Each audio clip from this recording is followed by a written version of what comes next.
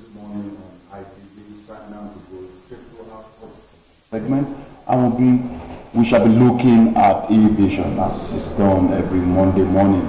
And here we shall be looking at Daredevil pilots. Of course, those pilots that, despite the warning given to them, they just don't care. They just have to fly. Flying is very, very pleasurable, and so they don't care whether there's a microburst, whether the wind is not favorable, if visibility is zero. They don't care. They just have to make sure that they fly. And we saw that in 2005, one of them, ADC airline, crashed just a minute after taking off from Abuja airport.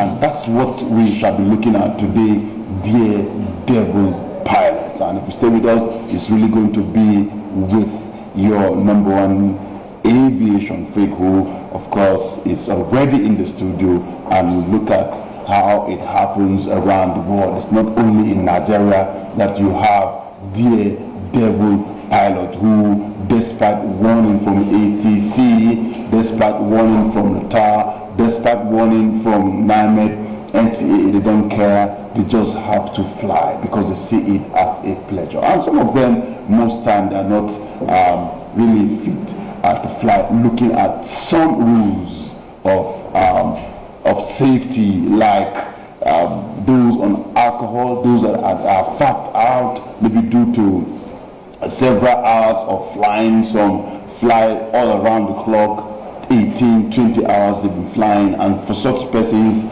the safety rules say they have to stay off from flying for some hours so that they can, of course, get back, strength that they lost. And also, we've got some other persons who are neck deep into alcoholism, and so most time when they soak themselves in alcohol, and they do it very, very late at night, and of course it's an early morning flight, they've not really got off from hangover. You just see them in the cockpit. They don't care. They just have to fly. Daredevil pilots. We will do all of that this morning. You just have to stay very stick to the ITV, as all of that will be coming your way, so that when you get this thing, most time you make it known to the relevant authority, so as to prevent those that are neck deep into it, and so that our skies will be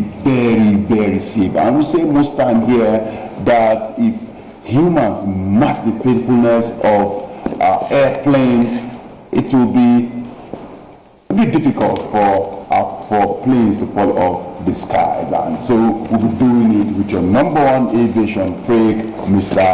Godwin Ike, who also doubles as a licensed estate surveyor and valuer, because he's done quite a lot when it comes to the issue of aviation. He's traveled far and wide. He's gone to some parts of Asia, Europe, and America. And just the recent one where the world gathered in Abuja, the International Civil Aviation Organization, ICAO, he was there. And I think it was from there that he was declared an aviation expert. He used to pride himself as a freak. He said, no, you've gone beyond the freak.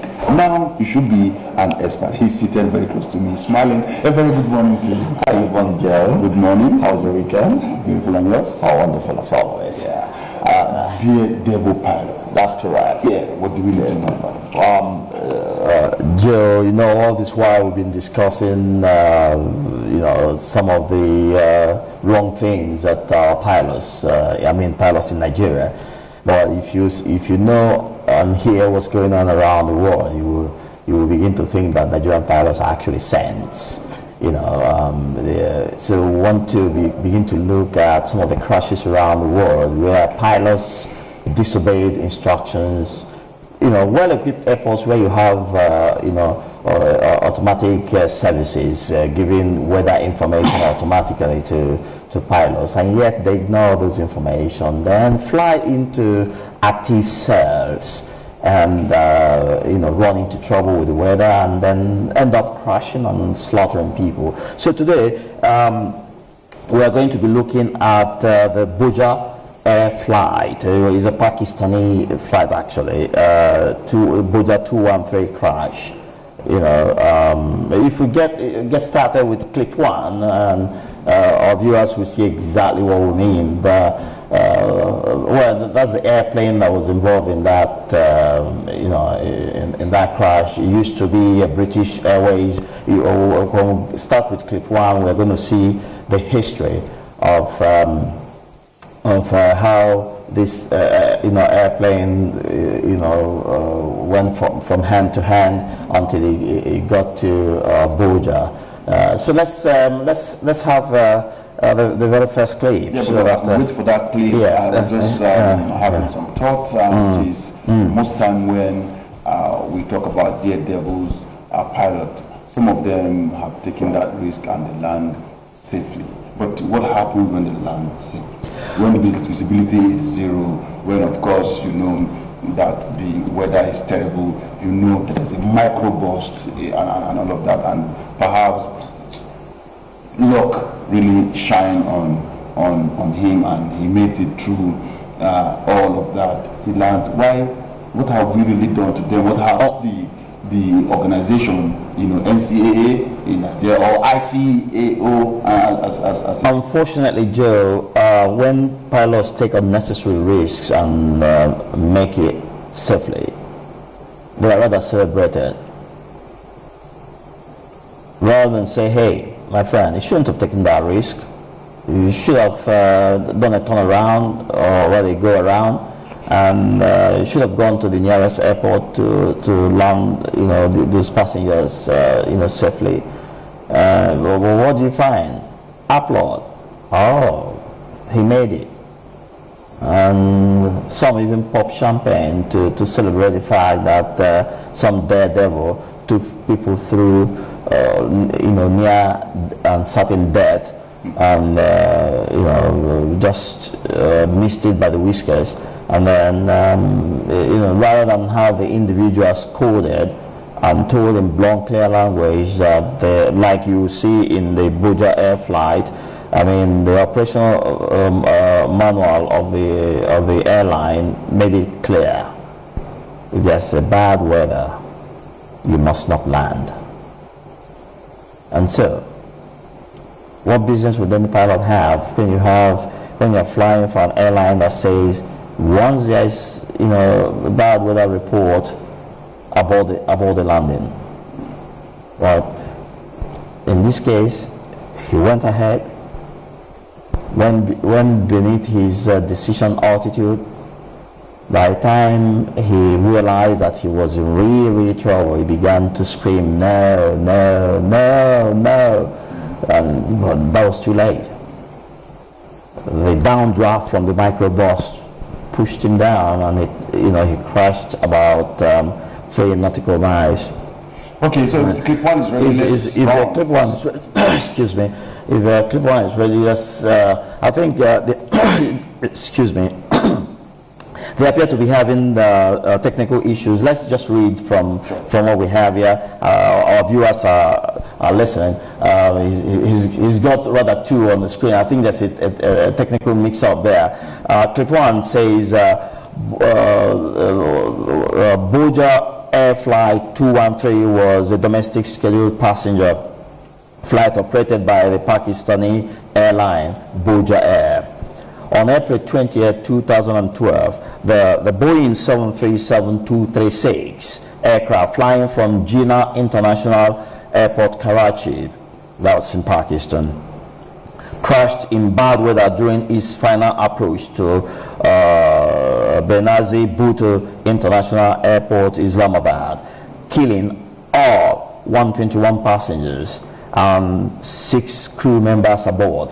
The whole of the 127 people on board lost their lives. It was Bhoja Air's second daily service on the route. As a matter of fact, very unfortunately, I see it on the screen.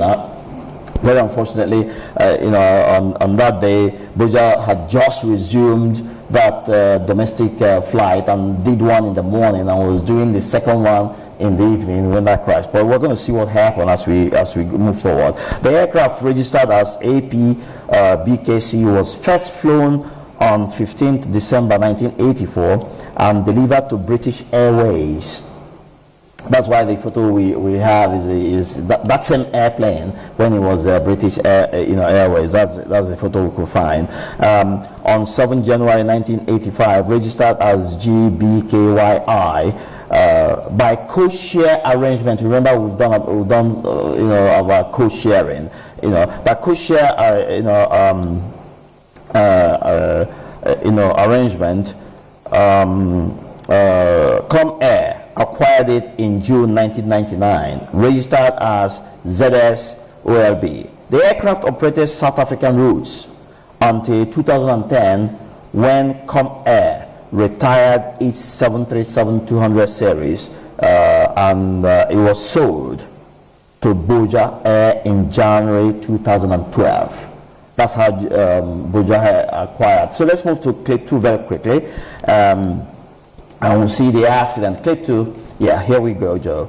Operating its first evening flight in almost 12 years, as Bhoja Air was earlier closed down as a result of financial challenges in the year 2000, and resumed operations March 2012.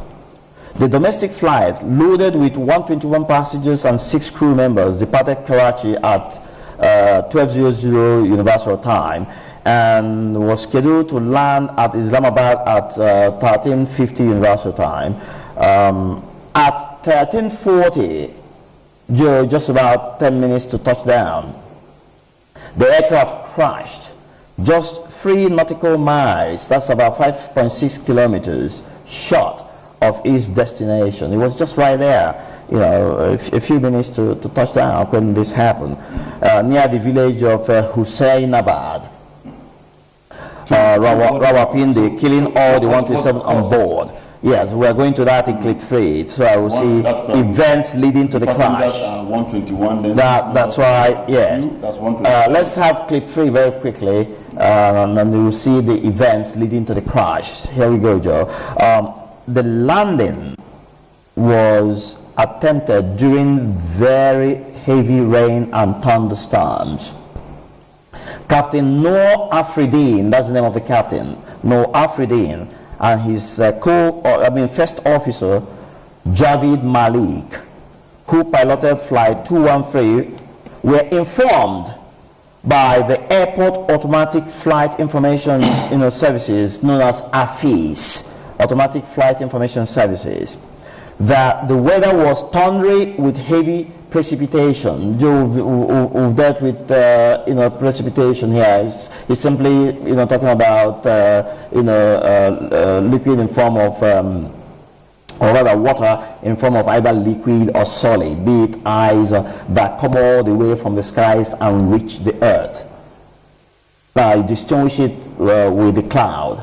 The cloud gets to a certain point, is the same material, but they hang up there, and that's why we call them the cloud. But when we talk about precipitation, it's about this same material, be it in liquid form or in solid form, coming all the way to the terrain. So that's why precipitations are very dangerous for airplanes. If you're dealing with a turbulent cloud, for instance, once you step below the level where you find it, you get some peace. Or you fly above it, you get some peace. But for precipitation, it comes all the way to the terrain. So there's no hiding place. Okay, so let's move on. The AFIS had given weather information that it was thundery with heavy precipitation. The crew acknowledged the report and still continued the landing approach. They acknowledged the report, Joe, and still continued the landing approach. Now, while still at normal book mood condition, Captain Noor's jokes and laughter were heard in the CVR, the cockpit voice recorder, an indication that the weather report was not taken seriously.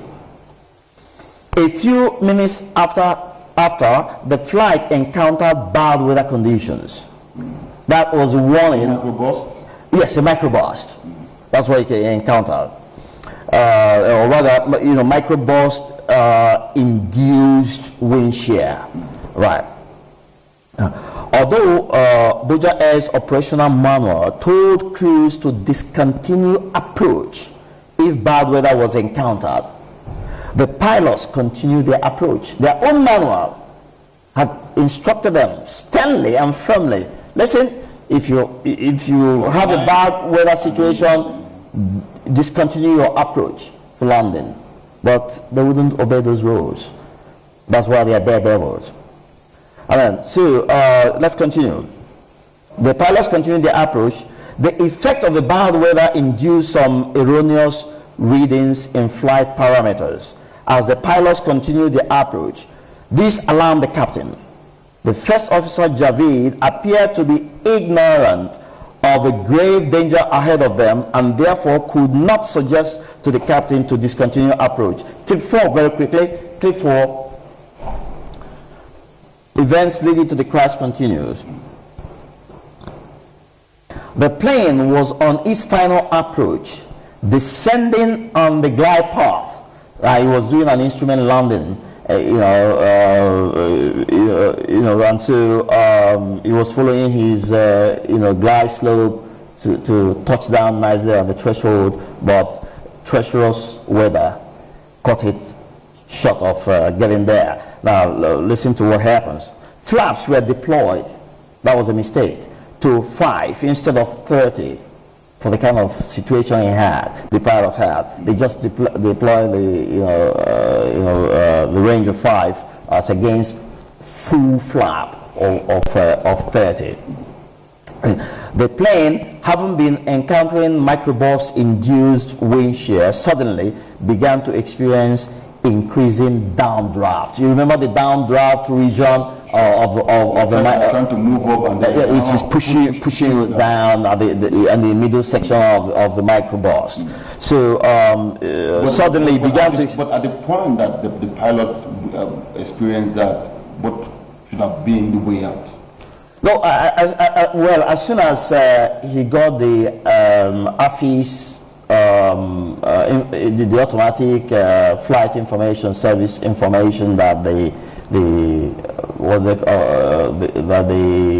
weather was tundra and as bad as it had announced, your first suspicion should be wind shear. That should be your first suspicion. And the only safe thing to do when you are still at your decision altitude is to bank away. Turn off from that active cell. Perhaps make sure you have height advantage. No, not just only about height advantage. Yes, height advantage because you are still at your decision altitude. You turn away and leave the active cell. Don't fly into the active cell because that's where you get into trouble. But the pilots ignored all those signs. But let's hear what eventually happened. Having been encountering microburst-induced wind shear, suddenly began to experience increasing downdraft. As it encountered the descending air mass, the pitch angle increased. Computed airspeed decreased significantly as the autopilot tried to maintain the glide. This is supposed to be glide slope. Actually, my dear viewers, is a typographical error there that says glide slope is slope beam. A few seconds after, the wind shear alarm sounded. At the time the wind shear alarm sounded, it was already too late for those pilots. Surprisingly, neither of the pilots took immediate steps to recover the aircraft in accordance with Boeing procedures with auto throttle and autopilot engaged. Boeing, as an organization that builds the Boeing brand of airplanes, they have their procedure, because these days there are new airplanes, or the modern airplanes, they have what is known as auto throttle, where the computer is so intelligent that it knows when to give you power, it knows when to reduce power, and and the autopilot is there engaging all the movable parts of the ailerons, the rudders, the elevators, doing exactly what it should do in order to send you to the destination that you have programmed into the system. But the manufacturers say, when you run into such trouble, disengage all those auto stuff and take over as a human being. Human beings are always better. We are better made computers. But, that kind of instruction, most times the pilots adhere to it. And I'm sure this is what happened to the one we're discussing.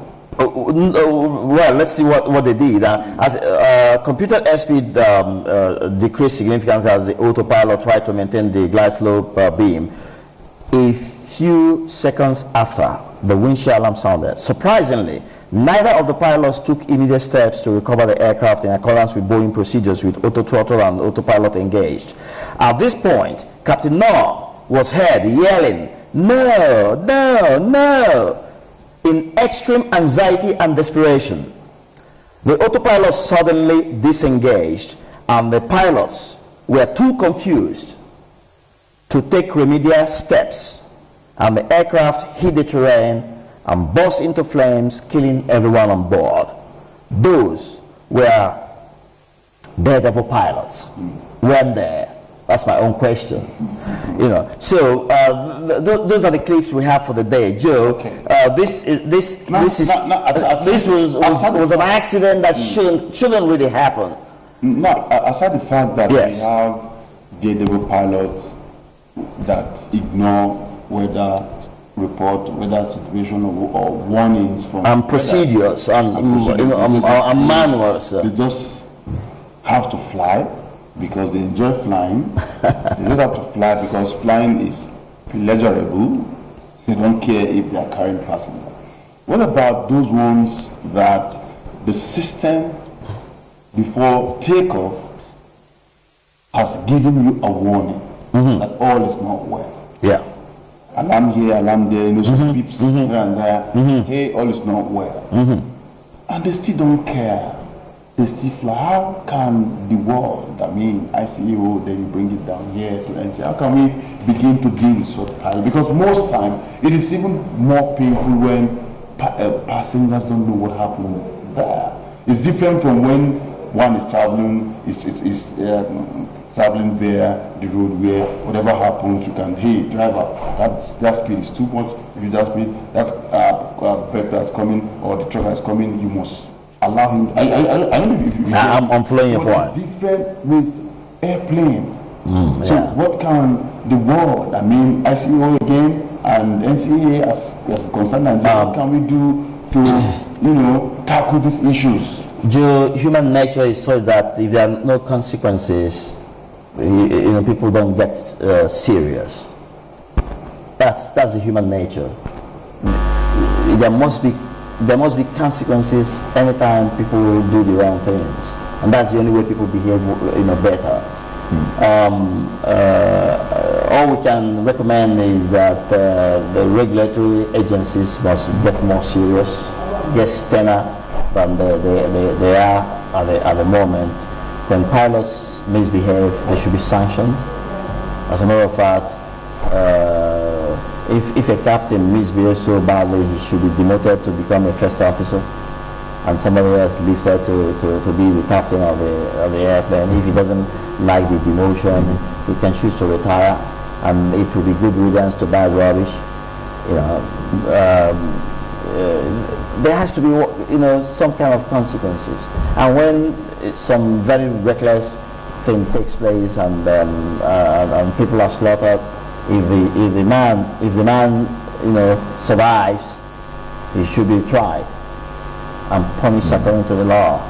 But we hardly hear of cases of that nature where a pilot misbehaved and as soon as he lands, he's picked by the relevant authority and he's tried. You haven't we haven't had them publicly, but there's a chance that maybe maybe they are, they are cautioned by, officials of, in the case of Nigeria, officials of NCAA. Maybe they are invited and cautioned, and then they go back to business as usual. But what we are saying is that it should be sterner than it is being. The pilots must know that it shouldn't be business as usual. Whenever they disobey instructions and then do things the wrong way and threaten people's lives, even the threat of near misses should be punished. And in that way, you will see that human nature being what it is, when people know that their carelessness and reckless conduct cannot be tolerated any longer, the tendency is that people behave better. So we'll have better pilots when we begin to hold them accountable for doing the wrong things that risk people's lives. But from quarters, they believe that it is not the pilot that commits the error all the time. But most time it is even done in collusion with the management. The airline can say, well, if you can fly, we've got your back. I know that things like that happen, but I tell you what, Joe, I hold the pilots responsible. If I were actively like flying. in that case of Brazilian players, it's not really the pilot, but the management could just go, let's make money. You don't just have to. You get my point. That one was a very bad Daredevil because he lied. In that case, he lied. He took off from a town that was about 500 nautical miles, further, excuse me, further than he announced to the destination airport. And so they quickly computed, excuse me, I don't know what's happening to my throat this morning. Excuse me, Joe. They computed fuel that he needed was enough in case he needed to be kept on a holding pattern, or he needed to be sent to a nearby airport to touch down if weather was making things impossible for him at that destination. So they let him in. Now, had he told the truth of where he was coming from, there's no way they would have allowed him to come into their skies. They would have asked him to make a detour somewhere and go and top up his fuel before coming in. Because he had an endurance of 4 hours 30 minutes of fuel, and the journey he was making was exactly the same 4 hours 30 minutes. So on touchdown, he would have been just flying with just taxi and then fuel fumes. He would have just been, or maybe gliding to the runway. That's the craziest thing anybody has ever done in aviation. That particular case you just cited. And so collusion, yes, the management can collude, but it takes the professionalism in the pilot to look the management in the eyes and say, no, I'm not going to do this. Sir, this is unacceptable. What about the inducement? Financial inducement. Well, if you do it, instead of getting a $10,000, we're making $15,000. Oh, well, that can be tempting for them. I do agree, but professionalism also helps you to keep it. Joe, in my job as an estate surveyor and valuer, a licensed estate surveyor and valuer, Joe, we see all sorts. We are tempted with all sorts. I know some of my colleagues engage in such admit such temptations in their lives. Some may do, but Joe, I look people in the eyes when they ask me to do what is illegal. I look them in the eyes and say, no, I won't do it. Take it somewhere else. And very often, they leave. And in my mind, I just mutter to myself, good riddance to bad rubbish. So it's all about making a decision to be professional, making a decision to do what's right all the time, and it gives you peace. Joe, is the cheapest way, the easiest way to live your life is the way of honor. The cheapest way, the easiest way is the way of honor. And that's what I preach, and that's what I tell people. If you want to streamline your life, then chip off all those rough edges, and don't get tempted, with and buy money. All right. As long as the focus is doing what is right. Sure. There's a lot of money to be earned doing what is right, by the way, Joe. People often think that you have to do some crooked things to earn money. No, it's not true. There's huge money to be earned doing what is proper and right in a professional manner in your chosen career and chosen profession. There's always good money to be made. All right, Amos, thank you for coming on the show this morning. Yeah, thank you, Joe. Thank you so And much. my dear viewers, Thank you so much for spending your time with us on the Vision. It's done every Monday morning, and it is with your number one vision freak, Mr. Gordon Ikin.